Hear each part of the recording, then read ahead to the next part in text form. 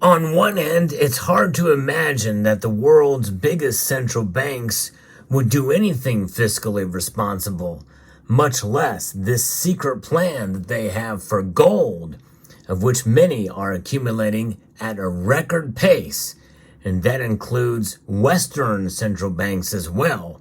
We'll talk about this secret plan and so much more as we explore.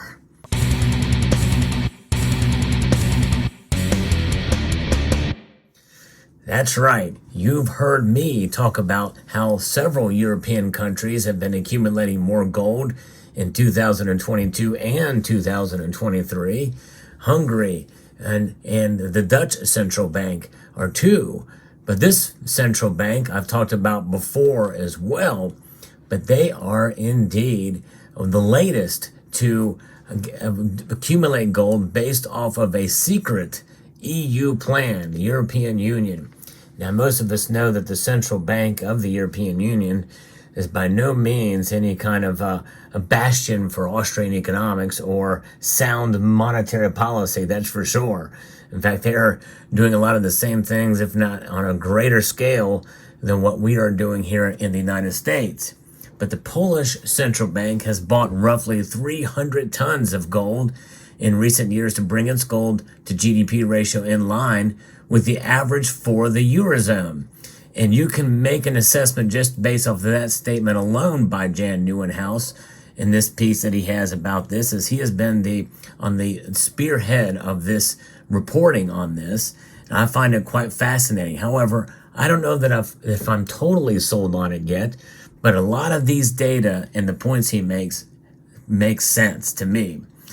Now, for medium and large economies in the Eurozone, to which Poland might be included in the future, an equal monetary gold to GDP ratio is a covert requirement for nations to be prepared for a shift to a new gold standard.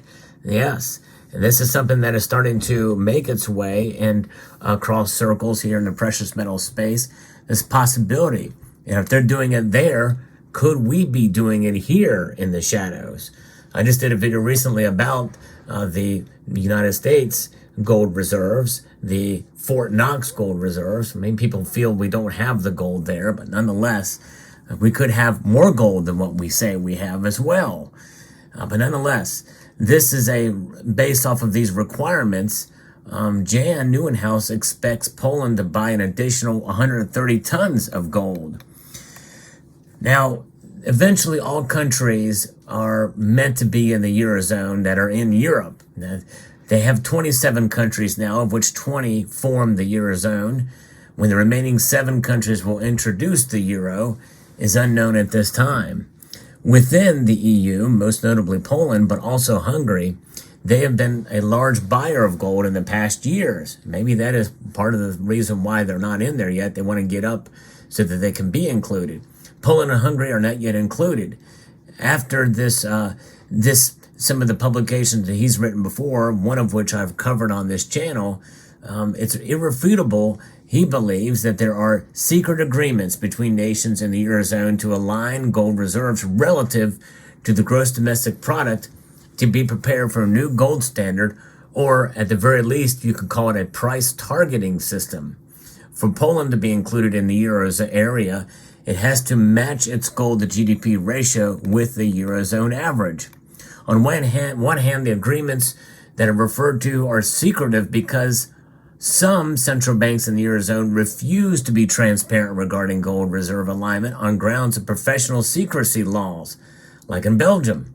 On the other hand, some of these central banks have spontaneously stated they determine the size of their bullion holdings based on the gold to GDP ratios of large economies in close proximity, such as the Netherlands. It's a Dutch central bank. In the present study, Poland, eligible for Eurozone inclusion, buying large volumes of gold, which reaffirms the existence of the agreements. Not only are European central banks slowly revealing their gold strategy informally, all actions taken substantiate this policy, is what he's saying here. He's got some of the data here that is pretty convincing, but I don't think fully tells the whole story. But, it just may be a good idea to have enough gold in their central banks to match GDP just in case for their own well-being, not necessarily if they want or not want to join the European Union. A representative of the Dutch Central Bank did discuss in an interview that the DNB holds gold worth about 4% of its GDP. I covered that story on this channel, which it has brought in line to the positions of France, Italy, and Germany. Bear in mind, the Eurozone does not control the price of gold, and thus their gold to GDP ratios, but there is a desire to harmonize these ratios throughout the Eurozone.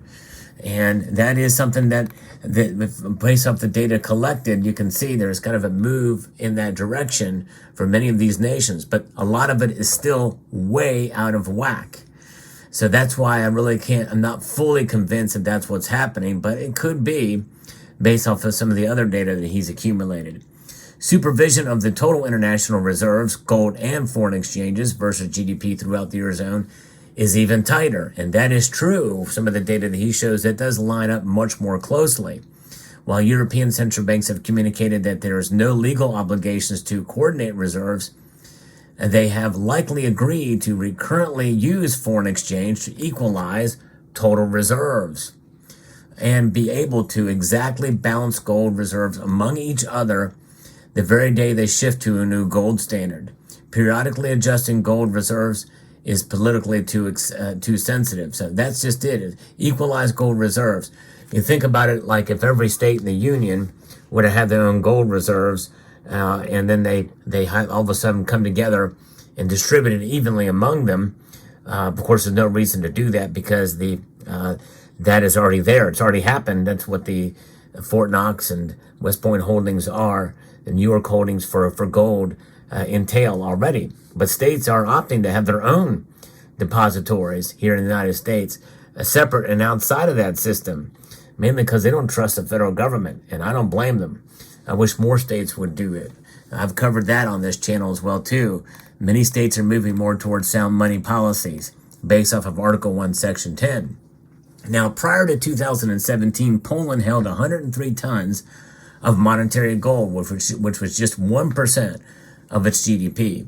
To come on par with its European associates, Poland needed to raise its Federal Reserve significantly, and so it did. In 2018, the Polish Central Bank started buying gold aggressively, and now it holds 334 tons, which is nearly 3% of Poland's GDP.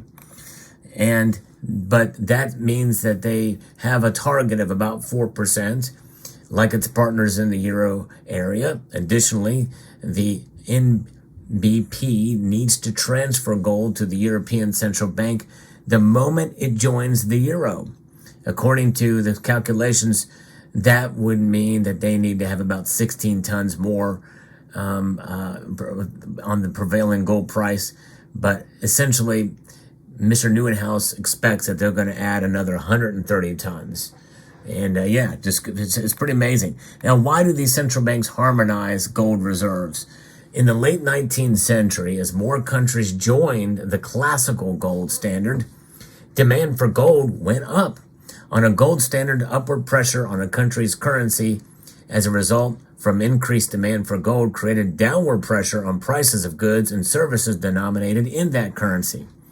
Adoption of the gold standard involved deflationary forces. Let that sink in. So gold goes up, and let's say you have a gold coin. Let's just say here this is a $50 gold coin from the United States of America. $50 it says there, and that price of gold and the value of the gold are denominated. That is essentially it.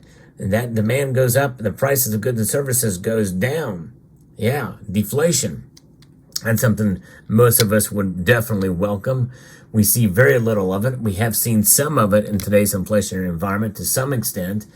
We have seen that in the tech industry fields for some goods and services, but nonetheless, it's not something that happens too often these days. The more skewed the current global distribution of official gold reserves, the less smooth a transition towards an international monetary system based on gold.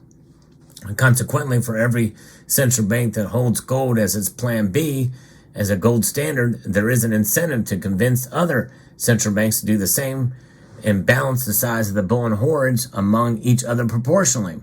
Although that, to me, lends itself to an idea of globalism. To have a stable, have everybody have an equal amount of gold. Well, I'll tell you what, I live in a country where I want us to be better than other countries, have more resources, more gold. I don't want to redistribute our gold here in the United States. I doubt any of us individually would want to redistribute our gold to other people who don't have gold or aren't, don't have won't take the time and resources to accumulate gold. Well, we have, so that's kind of a strange. I don't fully understand that argument. Gold is gold, whether it's distributed or not, how it's distributed or not. I don't think really matters.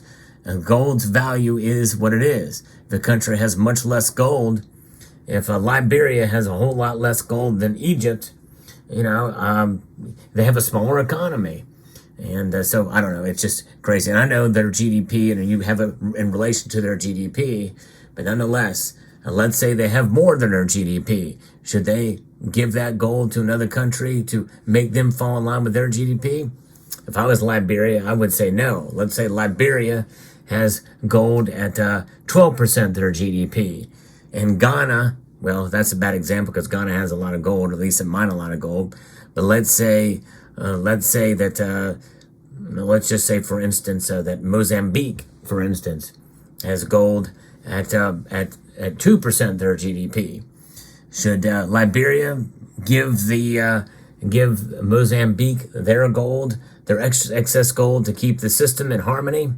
No, I don't think so. But anyways, these are European Union countries, and so that's like states, essentially.